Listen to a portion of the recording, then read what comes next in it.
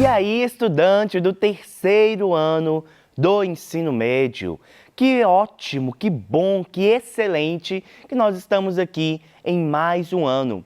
Seja muito bem-vindo você, estudante, ao ano de 2022, aqui no programa Se Liga na Educação. Para você que ainda não me conhece, eu sou o professor Magno Andrade, sou professor de língua portuguesa. E hoje nós vamos começar as nossas aulas deste bimestre falando de um assunto essencial. Vamos entender o que de fato é um texto. Bom, você já trabalha com texto aí ao longo de toda a sua vida escolar. Desde lá da sua infância até o dia de hoje, você trabalha com texto todos os dias na escola. Tudo que você vê aí, tanto nas aulas de português como em qualquer outro conteúdo, você vê os textos. E aí nós vamos entender o que de fato é um texto, desfazemos alguns tabus em relação ao que é um texto, tá bom? Bom, na aula de hoje, então, nós iremos estudar a definição de texto e alguns aspectos ligados a ele. Além disso, nós iremos resolver atividade que utiliza textos diversos e, portanto, iremos reconhecer e usar estratégias de enunciação na compreensão e na produção de textos produtiva e autonomamente. Vamos lá. O que é um texto, gente? O texto, presta atenção, é uma unidade significativa. Não importa o número de palavras, tá, galera? Que ele contém, mas sim a ideia que ele expressa. Então, presta atenção, o texto é uma unidade significativa. O que isso quer dizer? Que um texto precisa de ter significado, que ele precisa de ter um sentido construído. E não importa, galera, a quantidade de palavras que ele tem. Às vezes, a gente acha que texto é só aquele que tem um tanto de linha, só aquilo que é grande. Não, se ele tiver uma palavra, ele pode ser um texto, tá bom? Isso não quer dizer, senhor e senhora, que você pode tentar enganar o seu professor e falar que você escreveu um texto de uma linha que é um texto, tá? Existem instruções para a escolha do texto. Então, se o seu professor, sua professora falou que seu texto deve ter, por exemplo, no mínimo 15 linhas, ele tem que ter no mínimo 15 linhas. Vai desobedecer as instruções do seu professor na sala de aula não, tá bom? Bom, olha esse exemplo. Então, tudo pode ser um texto? É isso que eu acabei de falar, olha. Não é bem assim. Texto, gente, ele só é um texto se tiver um sentido construído dentro de um determinado contexto. Então, se eu virar para você, por exemplo, entrar na sala de aula aí que você está, na sua casa, onde você esteja, e falar vaca, do nada, isso quer dizer alguma coisa? Talvez não, se você não mora numa área rural, se você não tem uma vaca dentro, no seu quintal, não tem sentido nenhum eu falar a palavra vaca. Mas existem outros contextos, quer ver? Vou mostrar para vocês. Olha só. Se você vê algumas chamas, sente o cheiro de fumaça e alguém grita fogo, o que você faz? Você corre, meu filho. Você mete o pé, você sai correndo e não quer nem saber para onde, é ou não é? Por quê? Percebam que há um contexto criado aqui. Eu tenho um contexto em que eu vejo, eu sinto o fogo, ou vejo o fogo, ou sinto o cheiro de fumaça, e alguém grita fogo. É uma palavra só, não é? Mas é uma palavra que é um texto, justamente porque ela tem isso aqui, ó. Ela tem um sentido dentro de um contexto. Tranquilo? O que é o contexto, gente? Contexto é onde que esse texto está inserido. Vou retomar o exemplo. Se o texto está inserido dentro de uma situação em que há um cheiro de fumaça e chamas, faz sentido gritar fogo.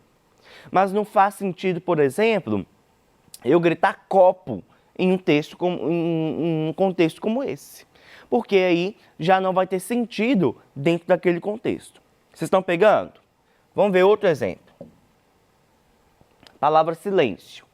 Vejam mais uma vez, é uma palavra só, mas ela é um texto a determinar o contexto. Se eu estou dentro de uma sala de aula e os alunos estão conversando muito e eu falo silêncio, é um texto ou não é? É um texto porque este contexto me possibilita que essa palavra tenha um sentido. E aí, ao dar um sentido para ela dentro daquela situação, ela torna-se um texto. Se eu entro dentro de um hospital e vejo uma plaquinha com esta palavra, aquela plaquinha também é um texto, porque ela está dentro de um contexto, dentro de uma situação que existe sentido para ela. Agora, se eu estou em um ambiente que está todo mundo calado, ninguém fala um A, a gente só escuta só a respiração, e eu falo silêncio, ela perde sentido, porque dentro daquela situação, dentro daquele contexto, não tem por que pedir silêncio. Pegaram isso aí? Vamos continuar então. Existem, galera, 3 categorias de texto, presta atenção. A primeira que eu quero falar com vocês é o texto verbal. Aquele que utiliza a linguagem verbal. Logo, é aquele composto por palavras. Então, quando a gente fala em texto verbal, nós estamos nos referindo aos textos escritos compostos por palavras. Risquei aqui também. Por palavras. Tudo bem? Pegaram isso aí? Vamos ver um exemplo? Placa de pare. Olha só, a gente tem mais uma vez só uma palavra.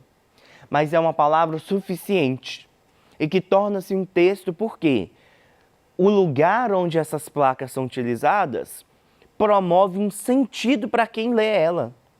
Então, elas são usadas na rua, no trânsito, e para quem é motorista que vê essa placa aqui, já consegue estabelecer o sentido para ela.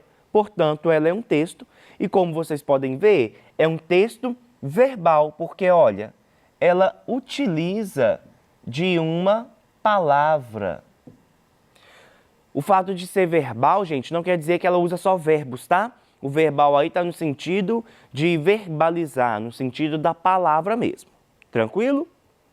Então, a placa de pare é um exemplo de texto verbal.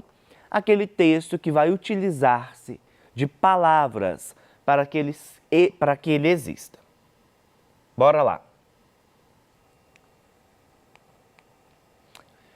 Além do texto verbal, nós temos também o texto não verbal.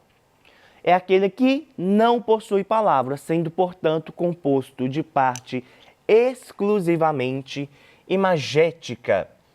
Ele é composto exclusivamente por figuras, por foto, por imagem. Ele não tem palavra e, mesmo assim, estabelece um tipo de comunicação. E, professor, não estou entendendo não, só a imagem vai comunicar? Olha esse exemplo. Essa placa aqui, também é uma placa de trânsito. Essa placa aqui, ela significa lombada ou quebra-molas, né? A gente conhece mais comumente como quebra-mola. O motorista, e às vezes nem motorista, você também, estudante que não dirige ainda, reconhece essa placa. Se você vê então essa placa, você sabe que ali próximo ou ali naquele lugar há um quebra-molas. Mas tem alguma palavra escrita aqui? Tem nada escrito, tem só uma imagem. E essa imagem é o suficiente para mostrar, para transmitir uma mensagem para quem a lê. Professor, a gente lê isso aqui? Sim, gente, essa placa também é lida. As imagens também são lidas, tá bom? Continuando então, a gente chega no texto verbal e não verbal. É aquele que possui simultaneamente, ou seja, que possui junto, no mesmo lugar, a parte verbal e a parte não verbal. Por isso ele é chamado de texto misto ou de texto híbrido. Se você vê uma atividade lá então escrito assim, produza um texto híbrido sobre tal assunto, é isso aqui, ó. Você vai juntar a parte verbal, as palavras, com a parte não verbal, as imagens, tá bom? Por exemplo, as histórias em quadrinhos é um gênero textual híbrido, é um gênero textual que vai utilizar-se da linguagem híbrida, da linguagem mista, da linguagem verbal e não verbal. Porque para ser construído, ele utiliza tanto da palavra quanto das imagens. Tranquilo? Vamos ver um exemplo? Outra placa também de sinalização. Olha, atenção, trânsito de pedestres. A gente tem então a parte escrita deste texto e nós temos a parte da imagem, olha, que vai então passar todo este conjunto de informações escritas e não escritas, vai passar uma informação geral para quem a lê. Tranquilo, gente? Tá fácil, não tá? A gente vai ver então algumas atividades correspondentes a esse assunto, beleza? Vamos lá. Texto 1. Cadeira de segurança para crianças. Recomenda-se, antes de utilizar o cinto de segurança, observe o peso e a altura da criança, pois o cinto de segurança do veículo é projetado para um adulto com altura mínima de 1,45 e com peso mínimo de 36 kg. Observe as orientações do fabricante e use cadeiras certificadas pelo Inmetro.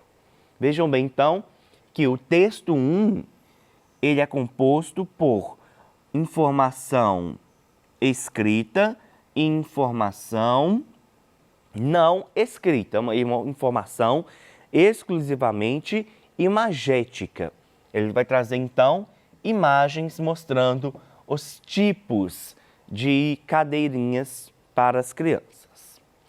Se tem texto 1, é porque tem texto 2. Vamos ver o 2. Quem pensa na frente anda com segurança no banco de trás. As consequências de uma colisão no trânsito podem ser minimizadas com o simples ato de sempre utilizar o cinto de segurança, inclusive nos passageiros do banco de trás. A utilização do cinto e dos assentos infantis no banco traseiro é uma determinação prevista em lei e sujeita à multa, mas a maior razão de seu uso é em respeito à vida. Então, o texto 2 é um texto exclusivamente verbal. Não há no texto 2 a presença de um texto não verbal. Continuando então. A segurança do trânsito tem sido tema de diversas campanhas. Da comparação entre os textos, depreende-se que ambos, já tenho a resposta aqui que é a letra A. Vamos entender por que é a letra A? Então, ambos os textos advertem sobre a importância do uso adequado dos artigos de segurança no trânsito. E é exatamente, gente, isso que esses dois textos vão trazer. Eles vão mostrar, esse aqui de uma forma mais técnica, mostrando a importância da utilização das cadeirinhas e do cinto de segurança. E aqui, de uma forma mais opinativa, vai trazer também essa ideia de que nós devemos utilizar tanto o cinto de segurança quanto as cadeirinhas infantis, tá? Por que eu trouxe essa questão? Esse ano é ano de Enem para você, estudante do terceiro ano do ensino médio. E o Enem ama questões com textos híbridos. Ele utiliza diversas, tanto juntando os textos, como aqui nós vimos, quanto essa comparação. Veja então que há necessidade de comparar o texto 1 com o texto 2. E é importante você saber diferenciar então se o texto é verbal, não verbal ou misto, para que você possa compreendê-lo mais facilmente. Vamos para uma próxima. Sobre a linguagem verbal e não verbal, é correto afirmar. Vamos ver o que é correto. Presta atenção na construção do enunciado. Se é correto afirmar, significa que uma dessas aqui está certa e todas as outras têm alguma informação equivocada sobre o texto verbal e não verbal, sobre a linguagem verbal e não verbal. Beleza? Letra A. A linguagem verbal e não verbal são duas modalidades de comunicação que nunca são empregadas juntas. Nós, gente, precisamos tomar muito cuidado com o uso de palavras como nunca e como sempre nas alternativas. Porque, normalmente, quando há a presença dessas palavras, aquela ali já não está tão certa.